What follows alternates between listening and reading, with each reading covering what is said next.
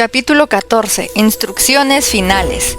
Desde el capítulo 9 hemos estado tratando con la manera de preparar el corazón para la obra de la mortificación del pecado. En este capítulo final, concentraremos nuestra atención en la obra misma. Hay dos aspectos de esta obra. 1. La obra específica que el creyente es responsable de realizar. 2. La obra que solamente el Espíritu Santo de Dios puede realizar. Primero, la obra específica que el creyente es responsable de realizar. Esta obra puede ser resumida como la fe del creyente en el poder y la autoridad de Cristo para matar su pecado. Para ser específico, la fe debe creer en la sangre de Cristo como el único remedio eficaz para las almas enfermas de pecado. Si usted ejerce constantemente su fe en este remedio eficaz, vivirá y morirá como un vencedor.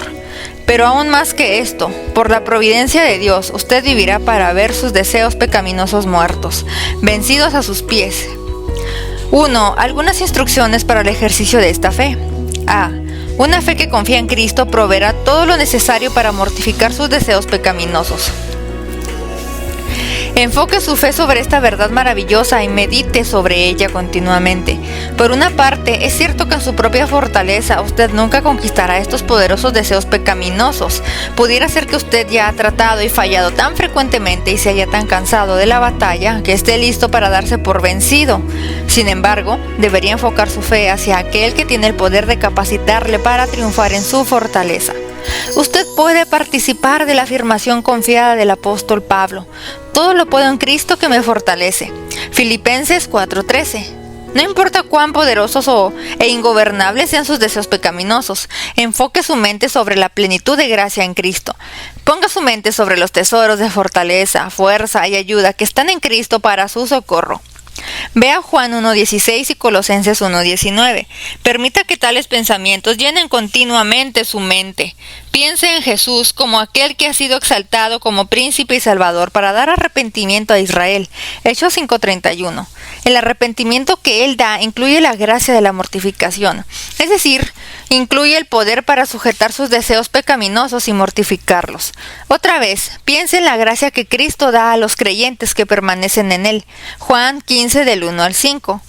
Permita que su fe se apoye en pensamientos como los siguientes: soy una pobre criatura, débil e inestable, mis deseos pecaminosos me son demasiado fuertes, estoy en peligro de ser arruinado por ellos y no sé qué hacer. He roto con todas mis resoluciones y promesas de mortificar mis pecados. Yo sé de mi propia experiencia amarga que no tengo la fortaleza para vencerlos. Puedo ver que si el poder omnipotente de Dios no me ayuda, estaré perdido. Miro al Señor Jesucristo y veo en Él una plenitud de gracia y poder para mortificar estos enemigos míos. Veo en Cristo una provisión suficiente para ayudarme a vencer todos mis enemigos interiores, es decir, mis deseos pecaminosos. Medite en pasajes como Isaías 35 del 1 al 7 y 40, 27, 31. Crea con el apóstol Pablo que hay suficiente gracia en él para mortificar todos los deseos pecaminosos. Y me ha dicho: bástate mi gracia, porque mi potencia en la flaqueza se perfecciona. Por tanto, de buena gana me gloriaré más bien en mis flaquezas, porque habite en mí la potencia de Cristo. Segunda de Corintios 12:9. Aunque usted no disfrute de la victoria en cada conflicto, continúe confiando en los recursos de Cristo, los cuales le darán la victoria final. Anime su corazón a que espere la ayuda de Cristo a través de la fe.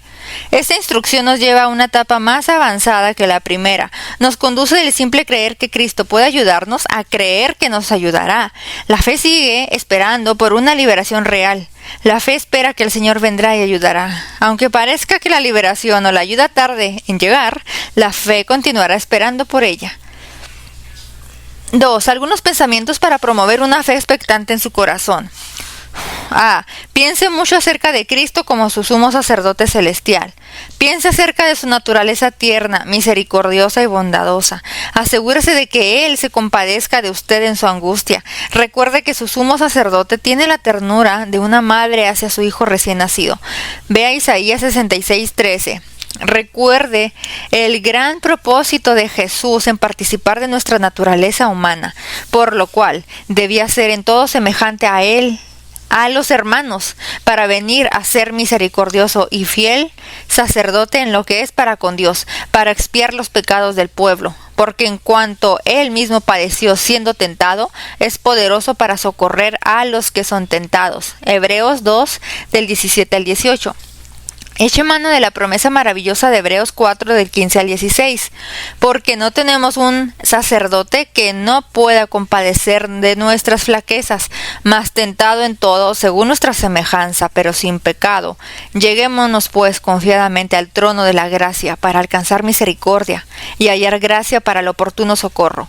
Usted necesita ayuda especial y Dios tiene a su Hijo sentado sobre su trono de gracia. Dios le invita a acercarse confiadamente al trono de esa gracia para que obtenga misericordia y gracia en el tiempo de la necesidad. B. Piense mucho acerca de la fidelidad de la promesa de Dios. Dios ha hecho muchas promesas en las cuales usted puede confiar. Dios nos dice que su pacto para con nosotros es como el sol, la luna y las estrellas, que tienen su curso determinado. Vea Jeremías 31 del 35 al 36. Fije su esperanza en las promesas específicas respecto al propósito de la obra de Cristo. Por ejemplo, Él salvará a su pueblo de sus pecados. Mateo 1:21. Para esto apareció el Hijo de Dios, para deshacer las obras del diablo. Primera de Juan 3:8. Porque el pecado no se enseñoreará de vosotros, pues no estáis bajo la ley, sino bajo la gracia. Romanos 6:14. Esté seguro de que estas promesas no pueden fallar. Usted puede depender de la fidelidad de Dios. C. Medite sobre las ventajas que usted recibirá esperando la ayuda que vendrá de Cristo Jesús. Hay dos ventajas principales. Esperando tal ayuda, honramos a Cristo por nuestra confianza en Él y nuestra dependencia de Él. Siempre cuando el creyente honra a Cristo de esta manera, puede estar seguro de que su fe en Cristo no será decepcionada. El salmista nos dice: «Y en ti confiarán los que conocen tu nombre, por cuanto tú, oh Jehová, no desamparaste a los que te buscaron». Salmos 9:10. Usted puede estar seguro de que si su confianza es puesta en Cristo, Él no le fallará. 2.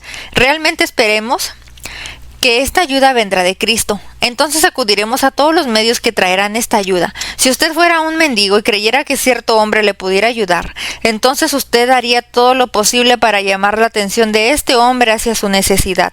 Si este hombre le promete ayuda y dice que le ayudará, entonces usted hará lo que él le indique. En la misma manera, usted usará los medios que le darán ayuda: la oración, la meditación en la palabra de Dios, el compañerismo con el pueblo de Dios, etc. D. Enfoque su fe especialmente en la muerte de Cristo.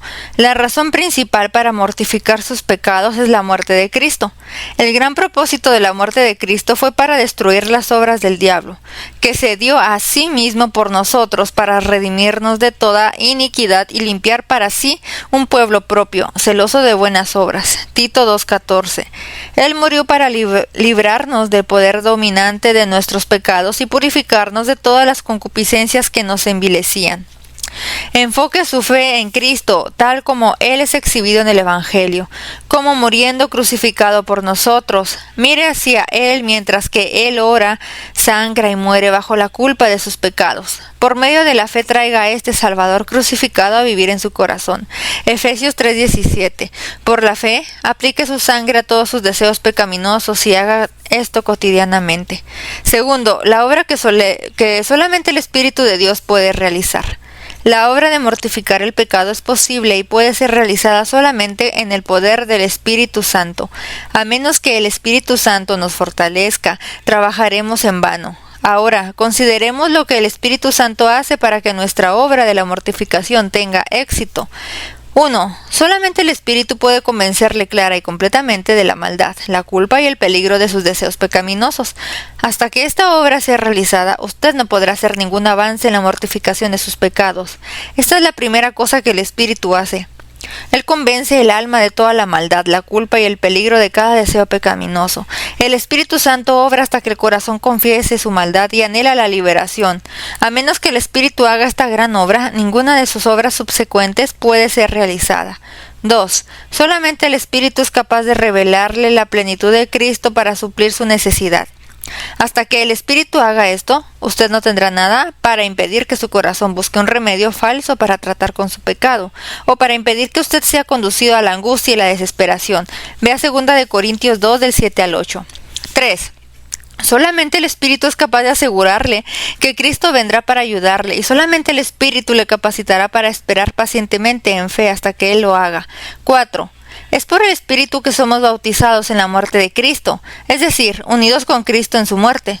Es el Espíritu quien trajo la cruz, es decir, la obra salvadora de Cristo, a su corazón con todo su poder para matar el pecado. Es solamente Él quien continúa aplicando este poderoso remedio a nuestros corazones.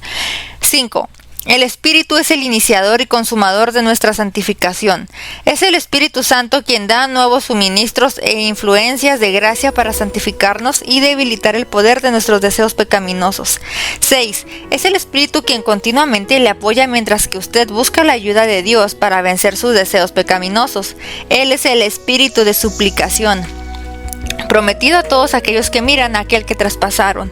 Zacarías 12:10. El mismo que intercede por nosotros con gemidos indecibles. Romanos 8:26. Padre Celestial, cuando tu Hijo Jesús vino a morar en mi alma en vez del pecado, Él me llegó a ser más precioso que jamás era el pecado. Su tierno regio reemplazo la tiranía del pecado. Enséñame a creer que si yo hubiera ver la sujeción del pecado, debo luchar para vencerlo, pero también suplicar a Cristo que reine en su lugar, que Él tiene que llegar a ser más presente que fuera el vil pecado, que su dulzura, poder y vida siempre estén presentes.